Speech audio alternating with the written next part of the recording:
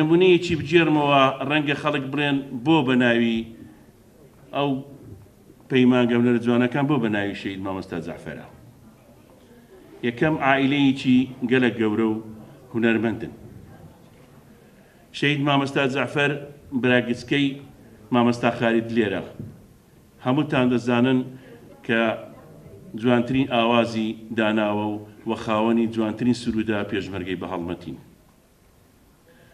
و جگە لەوەی ساڵی 1960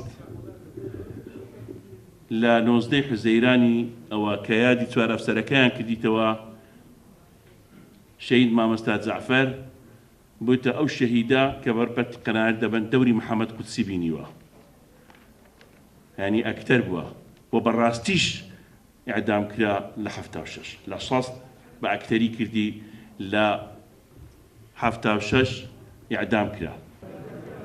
درود بۆ سەرقافڵەی شەهیدانی یەکێتی لە زیندان، خاڵە شەهاب و شەهید جەعفەر و ئەنوەر زۆراب کە لە 21/11/1976 دا وەک قردێلەی کردنەوەی دەواازەی ئەو پیشانگایەی کە ئازایەتی دەیان هەزار ڕۆڵەی ئەم کوردستانەی تێدا نەخشێنرا و نیشاندرا.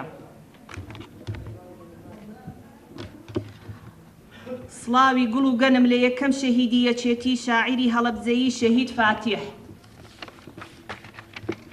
سڵاوی ورە و تێکۆشان بۆ شەهیدانی مەفرەزە سەرەتاییەکان، سڵاوی بیر و باوەڕ لە شەهید ئارام، سڵاوی بەفر و چیا لە شەهیدانی کارەساتی هەکاری، سڵاوی وشە جوانەکان لە ئیبراهیم عەزۆ،